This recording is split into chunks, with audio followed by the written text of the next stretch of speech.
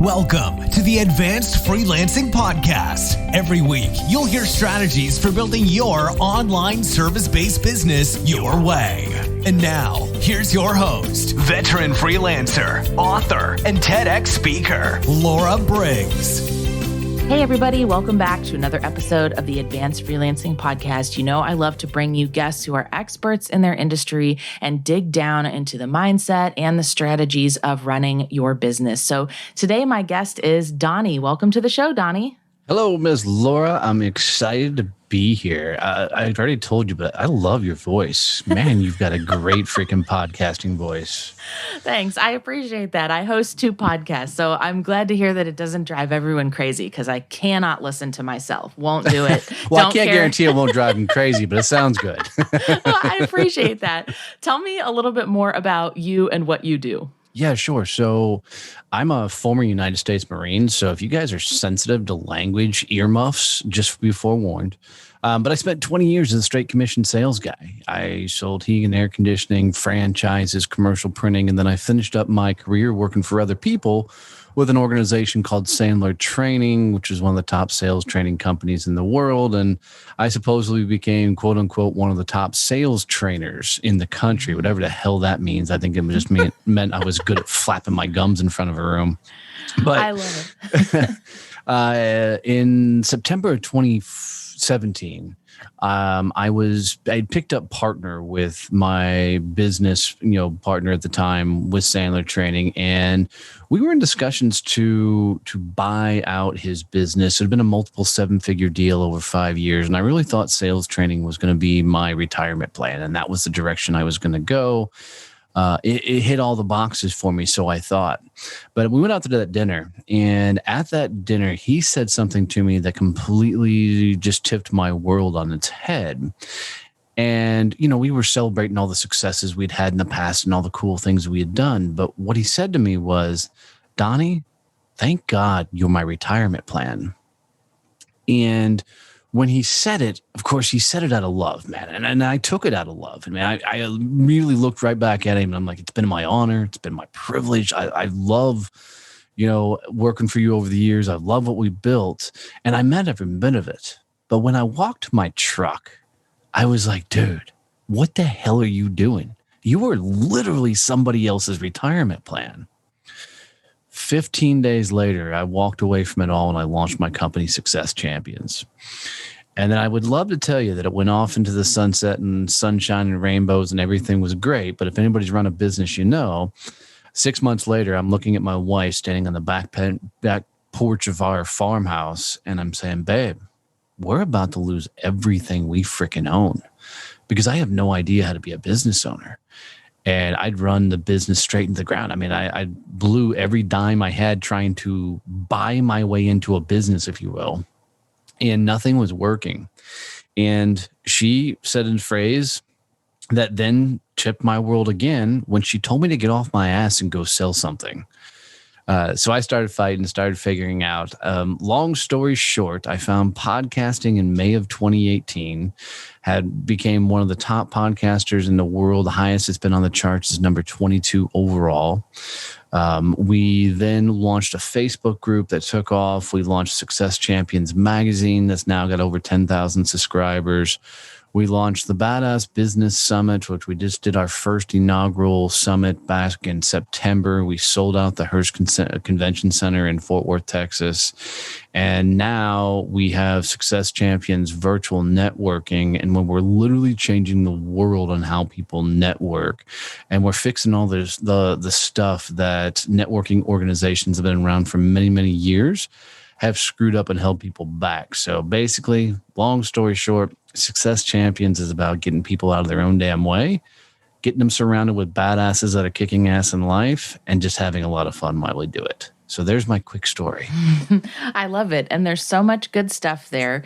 And I guess I'll let you on the podcast because we're a Navy family. Oh, so there's Lord. always I'll that try not tension. to hold that against you.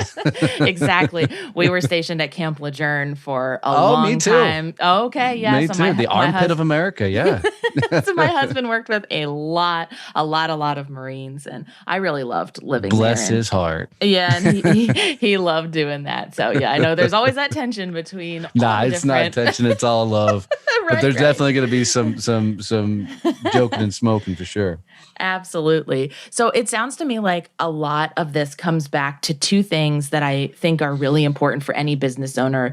And one is this idea of sales, which we'll dig into, right? Like you're selling something, or you're selling yourself, or you're selling an idea, and you have to be comfortable with that as a business owner. And that second piece is almost like being willing to fail or rebuild yourself back up from some of these epic fails, because some people have this vision that entrepreneurship is this straight line up, right? Like you start at the bottom, but you go up, and every day it gets better, and every year is, better profits or better experience.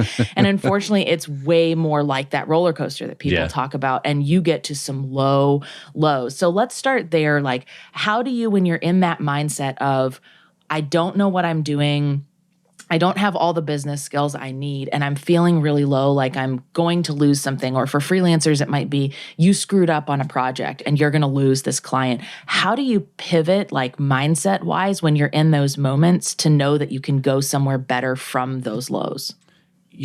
That's such a brilliant question. And it's something I wish somebody would have asked me when I was first starting out.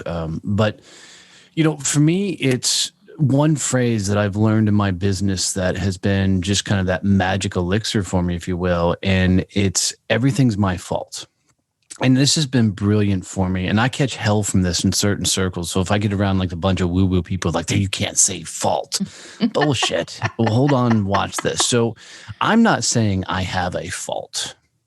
I'm saying it is my fault. Big difference. And here's what I mean is anytime something screws up in my life, my business, my anything, I just take ownership of it. And what I've found is that moment of clarity comes from it's my fault.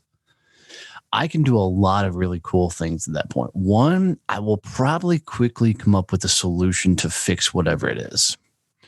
Two, I can fall on the damn sword with the best of them. And what's funny is when you look at it, and let's say it's a freelancer and they screwed up on a project and they really screwed the pooch, right? When you look at a customer and the deal has gone south, they're expecting you to hem and haw and come up with some sort of excuse or whatever else.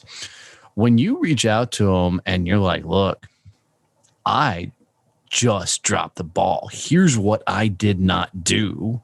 This is what I screwed up.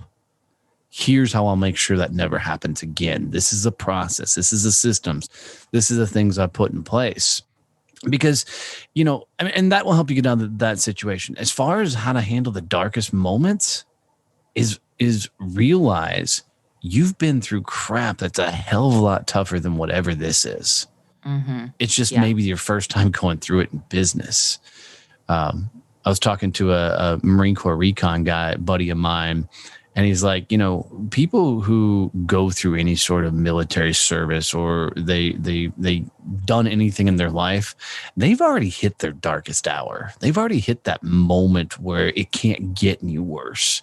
And I think most people at some point have gotten there, or if this is that moment for you, realize that there is some sort of, it can't get as bad as that ever again. And that's been really good for me.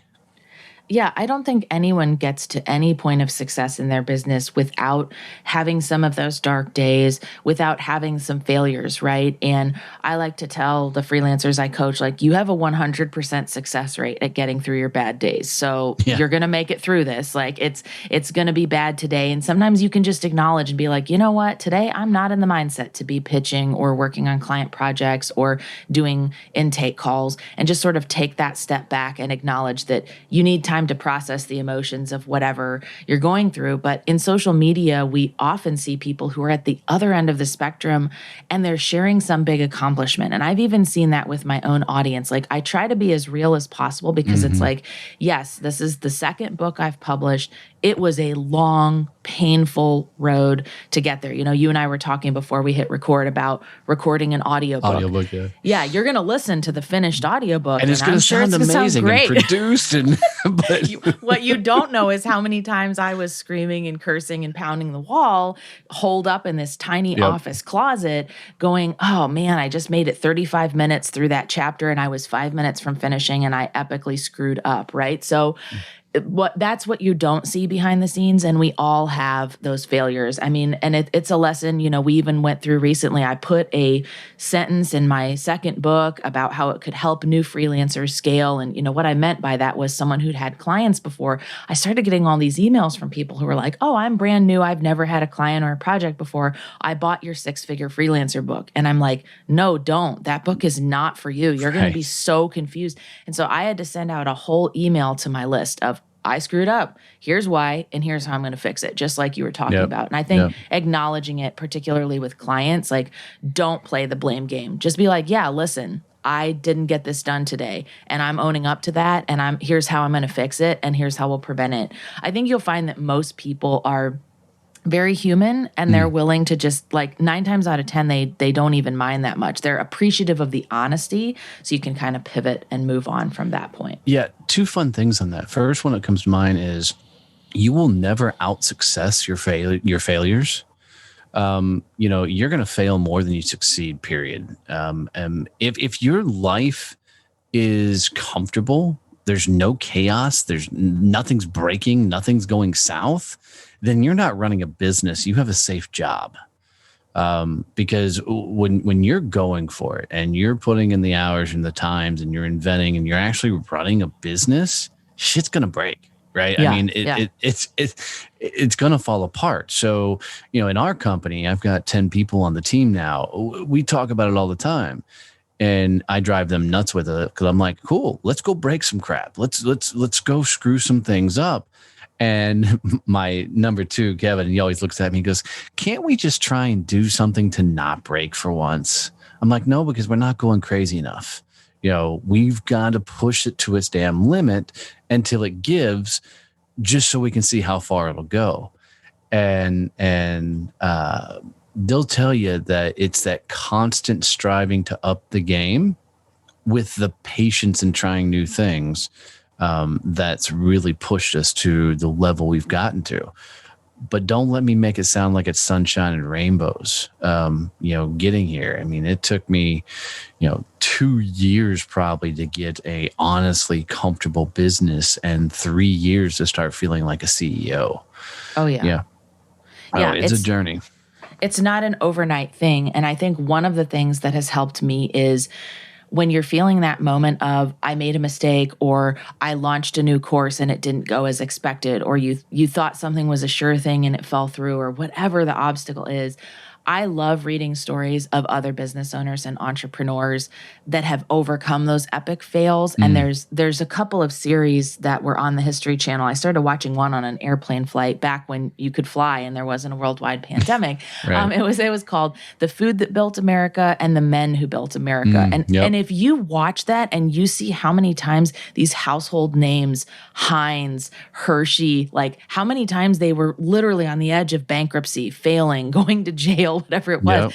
We hear about the success after the fact. And so it always helps me to level and be like, oh, these people went through their epic fails too and have had their challenges. So I love that idea of, digging into things and trying to figure out how can we constantly be improving. I think you have to be willing to be wrong too, right? You have to you have to take that with a grain of salt. Like, I wrote this pitch, I thought it was awesome. It went nowhere. All right, let's try to figure out why so I can improve it. Not take it personal, like I failed, my business will fail, I'll never land a client again, or I'll never do this thing again. It's one small blip. And I think one of the sayings someone said to me once, are you really having a bad day, or are you allowing a bad 5 minutes to overcome the entire day? And you're going to milk that 5 minutes for everything it's worth. So got to compare and contrast. Yeah. It's funny. We always remember the worst thing, versus all the good stuff. It was like the other day I had a post go viral on LinkedIn, 40,000 views and, like 100 and some odd comments, and, it just really popped off.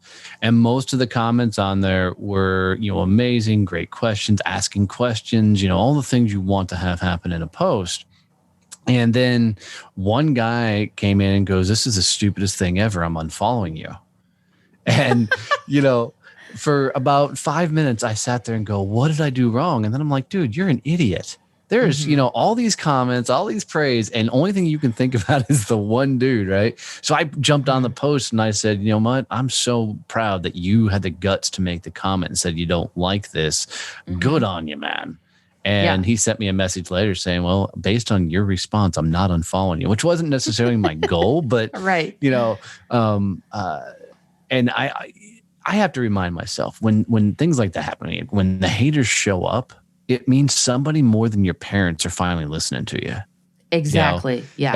And that's when you should celebrate, because the more the haters pop in your life, the bigger your message and brand is getting in the marketplace.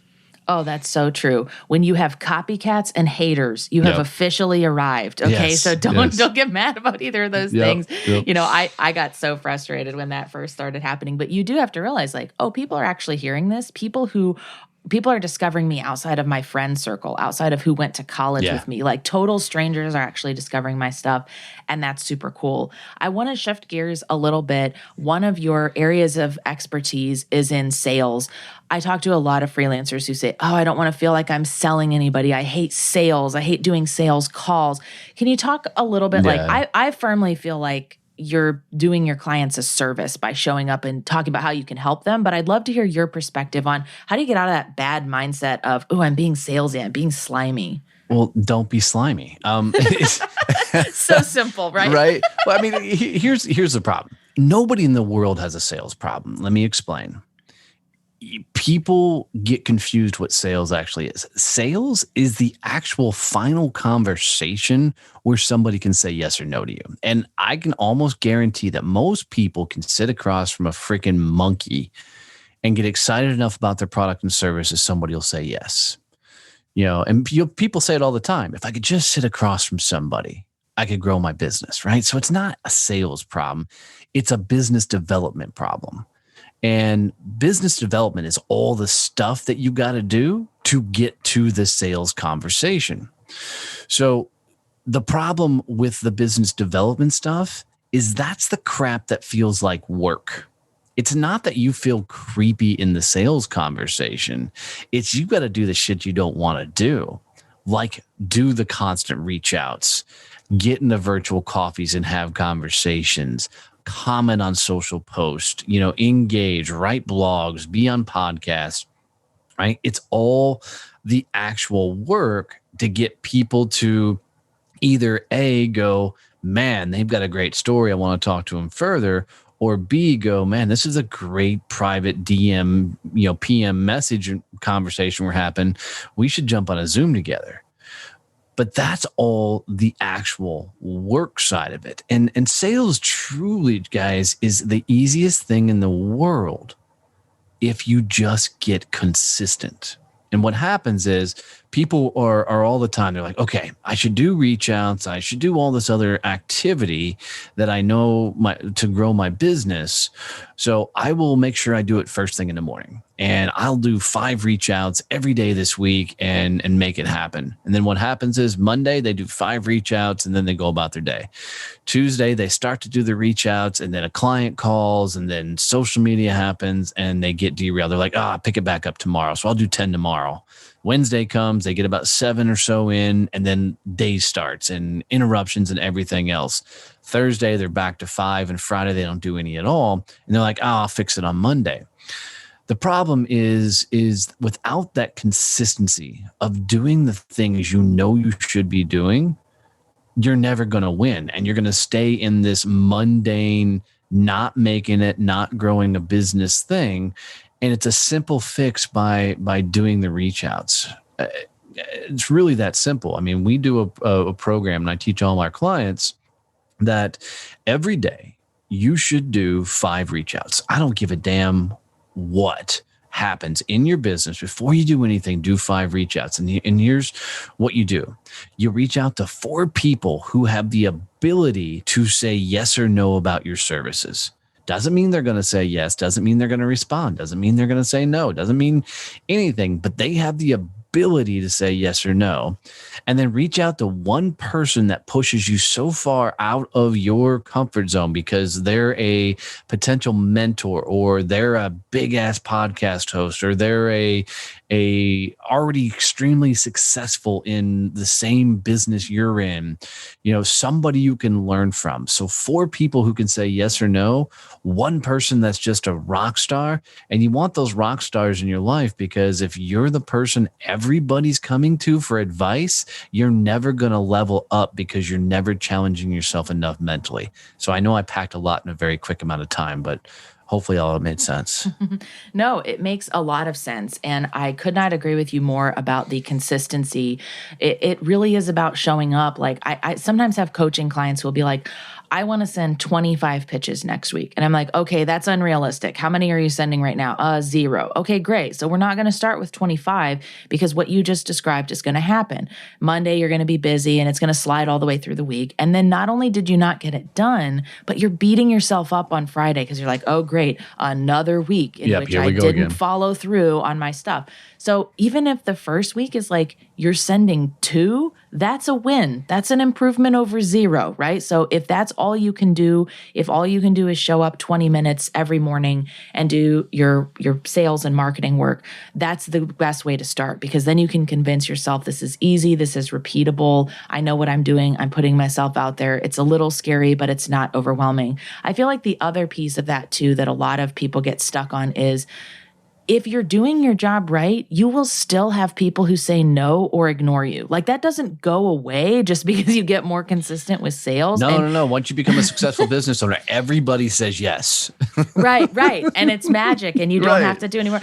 And you can't take that personally, right? Like people are still going to drop off at every stage of your funnel. Your goal is to optimize that as much as possible. So if you know that out of 10 people that you pitch, only 1 or 2 is going to get on a phone call, don't beat yourself up. Make those 1 or 2 great phone calls and work on where else you can fix your process. But it is a mistake to think like, oh, well, I still have people who don't respond to my emails, or I had one prospect this week who didn't show up to a call. Like if that's happening across the board, it's a problem with every single person. But if that's happening to you because your numbers are wide enough, you're just doing your job, and that's completely normal. Monitor it. Look for ways to fix it if it gets to be problematic and track it, but it doesn't go away for sure. Yeah, no, I love that. And a couple of thoughts that popped in. One is, once you get consistent with the sales conversations, with the outreaches, you'll learn to say no a hell of a lot faster than you're trying to convince somebody to say yes, because you're going to learn to what's not a good fit for you. And early stage business, people are trying to say yes to everybody. And by the way, guys, if you haven't figured that out already, that's a surefire way to run your business straight into the damn ground. But the second thing is people are so concerned with what's going through the head of that person they're talking to. They're just wrapped up in this idea that the person is judging them in the moment. It's almost like they got a whiteboard on their chest and they're saying, please write on my whiteboard what you think I'm worth so I can understand how you see me. When in truth, when you're talking to people, they're not judging you. They're not thinking about you. They're sitting there with their own whiteboard going, oh my God, what does this person think of me? And if you'll turn off the noise, and the greatest example I've seen of this is a Kevin Costner movie called For the Love of the Game. And Kevin's a pitcher on the baseball mound. He's pitching in the major leagues, and he's pitching in New York, and his last name is Chappell in the movie. And he's on the mound, and all these fans are just screaming and hollering, you suck, Chappell. You're a bum. You're never going to do it. And he's getting ready to pitch, and the crowd's going nuts. And all he says is, clear the mechanism. And as soon as he does that, you see, and it's a brilliant visual, the crowd kind of fades away, the audio drops down, and all you can see here now is a very faint sound of the crowd. They're all still there, but you just can't hear them. And Kevin Costner, Chappell looks at the guy playing at the plate, and he goes, hey, Billy, let's do this. And then he throws a pitch. And it's a brilliant way to look at how you're having all these sales conversation is turn off the noise, turn off the self-doubt, turn off the second guessing, turn off the entire thought process that this person is judging you in any sort of way, and pour into them. Figure out what makes their world amazing. Figure out what makes them awesome. Understand why the hell they got into whatever they're doing in the first place. And if you turn most of that sales conversation itself into allowing them to unload their history and their life and everything on you, you will not only make some badass clients, you're going to make some badass lifetime friends that are going to open up several other doors for you as long as you deliver what you say you can do in the first place. So turn off the noise. It's just a conversation, guys. Sales simply is nothing more than a conversation. It really is just a conversation. And one easy reframe that I give to a lot of my coaching clients is stop calling it a sales call and just call it an opportunity call, because that's all that it is. It's the opportunity for the two of you to maybe work together. The whole conversation is not contingent on that. You can decide to say no. They can decide to say no. You can decide to table it. It doesn't matter, but it's just a conversation around an opportunity. And that makes you feel so much more confident when you show up to the call, because you're just being authentic. You're there to have a conversation. There's no pressure on you of, I must convert this person. And you can come across a lot more genuine that way. Yeah. And quit thinking it's a close. I hate the word close. It is not a close, guys. It's a start of a relationship. So always get out of your head that you're doing anything like a used car salesperson. Nothing against used car salespeople, other than everything against used cars. No, I'm kidding. But really, I mean, when you're nervous, when you're worried about the words coming out of your mouth, when you're judging yourself and you're second guessing everything, you're gonna do everything on that sales call that you hate about salespeople doing to you. You're gonna talk too much. You're going to fidget. You're going to try and close. Guys, just go have a damn conversation. And if they say yes, cool. If they say no, cool. Right? It doesn't matter if you're having enough conversations on a regular basis. Yeah. I love it. So many good tips in this podcast episode. Where can people go to learn more about you and all of your, award-winning podcasts and other things you're doing? So the funnest way is, one of the things that I struggled with tremendously early in the business was coming up with enough content. You got guys like Gary Vee and the likes that are like, you got to put content. And I was getting exhausted putting out so much content. But I spent a lot of time with my team, and we figured out some ways that I can make a ton of content in a very short amount of time.